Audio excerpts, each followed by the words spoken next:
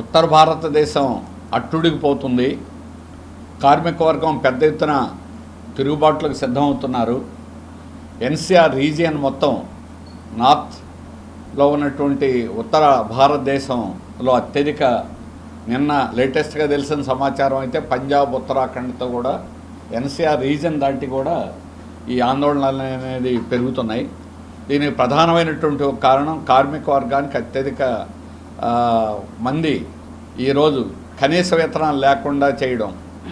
మన ఆంధ్రప్రదేశ్లో 15 ఏళ్ల నుంచి కనీస వేతనాలు పెంచాల. ఉత్తర భారతదేశంలో కూడా అదే పరిస్థితి. చేసే పనులన్నీ అత్యంత ఆధునికమైనటువంటి యంత్రాల మీద చేసేటువంటి పనులు, ఆపరేషను, మెయింటెనెన్స్, మొత్తం అన్ని పనులు. కానీ వీళ్ళందరూ కాంట్రాక్ట్ వర్కర్స్. వాళ్ళ జీతాలు 11,000. ఉత్తరప్రదేశ్ రాష్ట్రంలో 11,000. అలాగే పక్కన హర్యానాలో ఆందోళన చేసిన తర్వాత ముఖ్యంగా ఇది ఎక్కడ స్టార్ట్ అయిందంటే ఐఓసి పానిపట్ బెనిపూర్లో స్టార్ట్ అయింది. పానిపట్లో స్టార్ట్ అయినటువంటి స్ట్రగులు మొత్తం ఉత్తర ప్రాంతం అంతా కూడా వ్యాపించింది.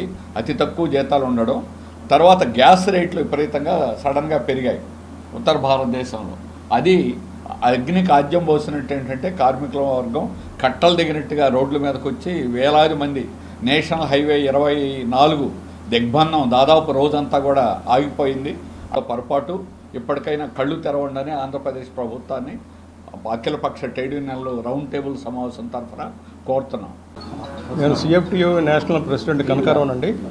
ముఖ్యంగా మనందరికీ తెలుసు, last week NCR national capital region సంబంధించి అనేక ఉత్తరప్రదేశ్లో నోయిడా అదర్ ప్లేసెస్లో జరిగిన ఒక వైలెంట్ ఇన్సిడెంట్స్. ఎందుకంటే వర్కర్స్ని పోలీసులు ఏ విధంగా ట్రీట్ చేస్తున్నారు, అదేవిధంగా అరెస్టులు ఏ విధంగా చేశారు. దానికి ముఖ్యమైన కారణం ఏంటంటే being a founding member of ILO, అంటే 1919లో ఐఎల్ఓ పుట్టిన దాంట్లో ప్రధానమైన దేశాల్లో భారతదేశం కూడా ఒకటి. అందులో కన్వెన్షన్ నెంబర్ 81 ముఖ్యంగా లేబర్ ఇన్స్పెక్షన్ అన్నది కోర్టుల ద్వారా దాన్ని నిర్వీర్యం చేయటం మూలంగా, అంటే ఆ కోర్టు కన్వెన్షన్ తాలూకు ముఖ్య ఉద్దేశం ఏంటంటే వాళ్ళకు salaries as per the schedule ఇస్తున్నారా లేదా, వాళ్ళు వర్కింగ్ కండిషన్స్ ఎలా ఉన్నాయని చూడటానికి ఉపయోగపడే ఈ కన్వెన్షన్ని పక్కదారి పెట్టి కోర్ట్స్లో దాన్ని నిర్వీర్యం చేయటం మూలంగా ప్రధానంగా అంటే వేజెస్ అనుకున్న ప్రిస్క్రైబ్డ్ వేజెస్ని కూడా ఇవ్వకపోవటం మూలంగా కార్మికులందరూ తిరగబడటం, అదే వైలెంట్గా తయారవ్వటం అని కూడా జరిగింది. దాంట్లో చాలా అనేకమైన కుట్రలు ఉన్నాయని సిస్టర్ గారు ఇప్పుడే చెప్పారు. ఎందుకంటే పోలీసులే దాన్ని ఉధృతం చేయడానికి అది ఎంకరేజ్ చేసి అలాంటి కండిషన్స్ తీసుకొచ్చారని కూడా మేము ట్రేడ్ యూనియన్స్ బలంగా నమ్ముతున్నాం.